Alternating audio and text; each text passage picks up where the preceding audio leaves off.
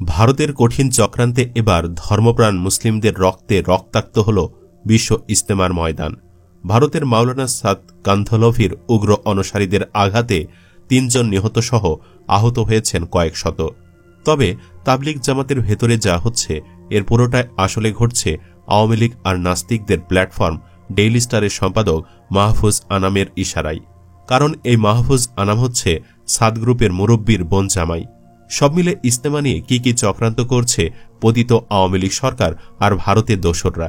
মাঝরাতে ধর্মপ্রাণ মুসলিমদের ওপর যে আঘাত করা হলো সেই অস্ত্র শস্ত্র আসলো কোথা থেকে? এছাড়াও ইজতেমার সর্বশেষ আপডেট সম্পর্কে বিস্তারিত জানতে ভিডিওটি না টেনে শেষ পর্যন্ত দেখতে থাকুন।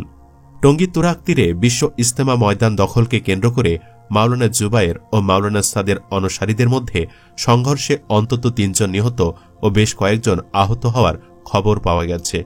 বুধবার সকালে ঘটনাস্থলে উপস্থিত থাকা গাজীপুরের পুলিশ কমিশনার মোহাম্মদ নাজমুল করিম খান বলেন, মঙ্গলবার রাত ৩টার দিকে শুরু হওয়া এই সংঘর্ষে এখন পর্যন্ত ৩ জন মারা গেছেন। সংঘর্ষে নিহতরা হলেন কিশোরগঞ্জের পাকুন্দিয়া থানার ১১ সিন্ধু এলাকার বাচ্চু মিয়া ও ঢাকার দক্ষিণ খানের বেড়াইদ এলাকার বেলাল হোসেন। অপরজন হলেন মাওলানা সাদের অনুসারী বগুড়ার মোহাম্মদ তাজুল ইসলাম। মাওলানা জুবায়ের পন্থীদের ইজতেমায় সাদপন্থীদের হামলার পেছনে ভারতের চক্রান্ত দেখছেন অনেকেই। বিখ্যাত প্রবাসী সাংবাদিক ইলিয়াস হোসেনও তাই বলছেন। এক স্ট্যাটাসে তিনি লিখেন, তাবলিগের ভেতরে যা হচ্ছে পুরোটাই মাহফুজ আনামের খেলা।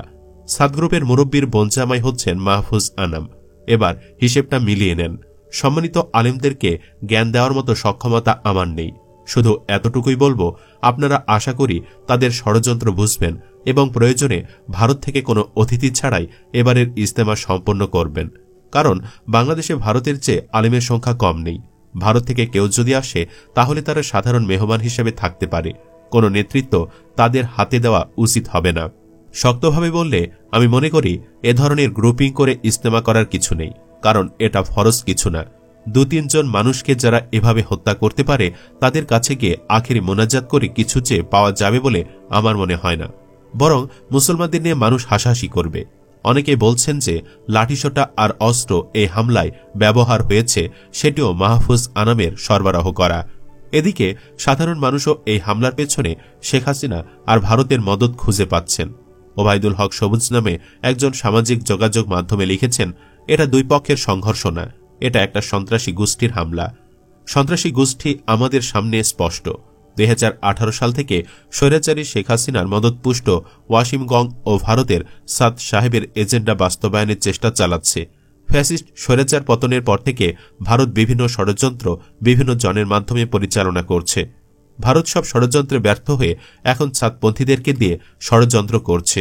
জাতির সামনে স্পষ্ট, সাদপন্থী সকল লিডারগুলো আওয়ামী লীগপন্থী স্বৈরাচারীর দোসর। সরকার ও প্রশাসনকে বলবো, অতি শীঘ্রই ওয়াসিফ গং, ওয়াসিফের ছেলে ইমতিয়াজ, কথিত মুফতি ওসামা ও মুয়াজ বিন নূরকে সহ যারা এইসব হত্যাকাণ্ডের সাথে জড়িত সকলকে অনতিবিলম্বে গ্রেফতার করতে হবে এবং বিচারের আওতায় আনতে হবে। সরকার যদি এই সন্ত্রাসী গোষ্ঠীকে বিচার আওতায় আনতে ও গ্রেফতার করতে ব্যর্থ হয় তাহলে পরবর্তীতে কোনো অনাকাঙ্ক্ষিত ঘটনার জন্য সকল দায়ভার সরকার ও প্রশাসনকে গ্রহণ করতে হবে। এদিকে মুসলিমদের মধ্যে এভাবে বিভেদ সৃষ্টির বিষয়টি নিয়ে অনেকে ব্যথিত হয়েছেন। আরেকজন লিখেছেন, সি লজ্জায় মাথা কাটা যায়। ইজতেমার মাঠ দখলকে কেন্দ্র করে ৩ জন জীবন দিল, আহত ১০০-র বেশি। এই কি এদের ইসলাম? ইসলামের শিক্ষা কি এটা?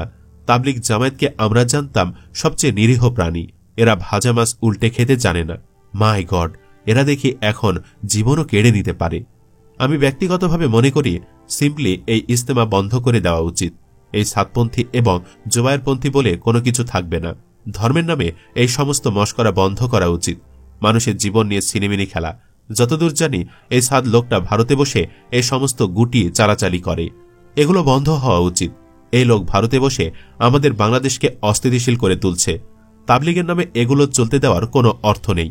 এই তাবলিগ আমাদের দেশকে এমন কোনো কিছু দেয়নি যে আমরা তাতে এগিয়ে গিয়েছি, না ধর্মে না অন্য কোনো কিছুতে।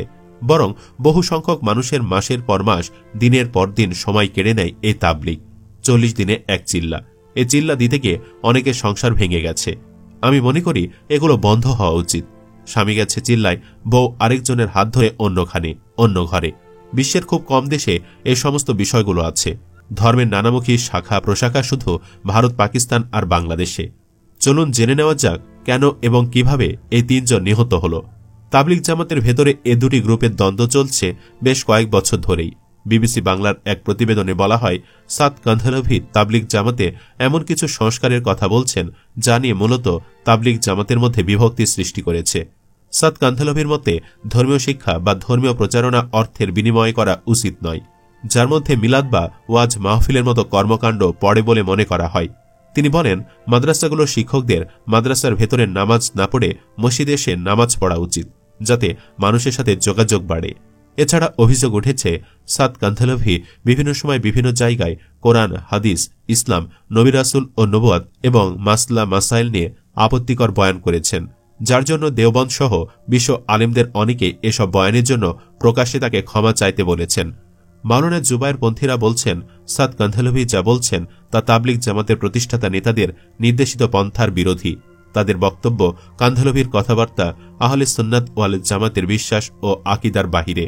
কান্ধলভির সমর্থকরা বলছেন, তাদের নেতার বক্তব্য বা সংস্কারের প্রস্তাব মানতে না পেরেই বাংলাদেশের সংগঠনটির কর্মকাণ্ডকে রাজনৈতিক চেহারা দেওয়া হয়েছে। ভারতীয় উপমহাদেশে সুন্নি মুসলমানদের বৃহত্তম সংগঠন এই তাবলিগ জামাতের মধ্যে এই দ্বন্দ্ব প্রথম প্রকাশ্য রূপ পায় 2017 সালের নভেম্বরে।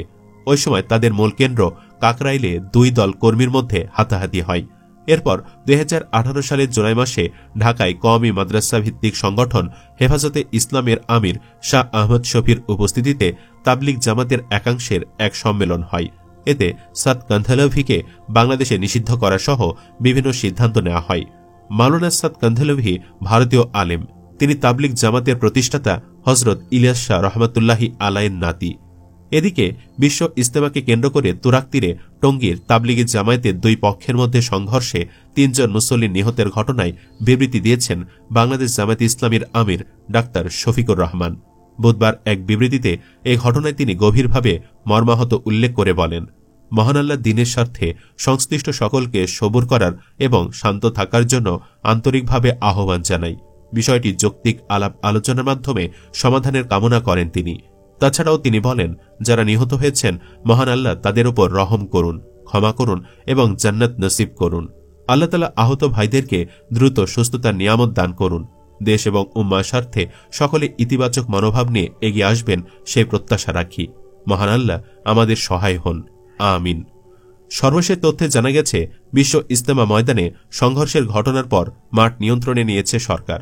মাওলানা জুবায়ের ও মাওলানা সাদ কান্ধলভির অনুসারীদের কেউই মাঠে প্রবেশ করতে পারবেন না বলে সিদ্ধান্ত নেওয়া হয়েছে। ইসলামী স্বার্থে কোনো পক্ষকে উস্কানিমূলক বক্তব্য দেওয়া থেকে বিরত থাকার আহ্বানও জানানো হয়েছে। এছাড়াও জানা যাচ্ছে, মাওলানা সাদ কান্ধলভির অনুসারীরা টঙ্গীর তুরাগ তীরে বিশ্ব ইজতেমা ময়দান ছাড়ার সিদ্ধান্ত নিয়েছেন। তারা বিশ্ব ইজতেমার মাঠ ছাড়ার পর সরকার ওই মাঠের দায়িত্ব নেবে। দর্শক, আপনিও কি মনে করেন এই ঘটনার পেছনে ভারতের চক্রান্ত রয়েছে? কমেন্ট করে জানাতে পারেন আপনার যে কোনো মতামত। আপাতত এখানে শেষ করছি। আবারও হাজির হব নতুন কিছু আপডেট নিয়ে। ধন্যবাদ এতক্ষণ সাথে থাকার জন্য।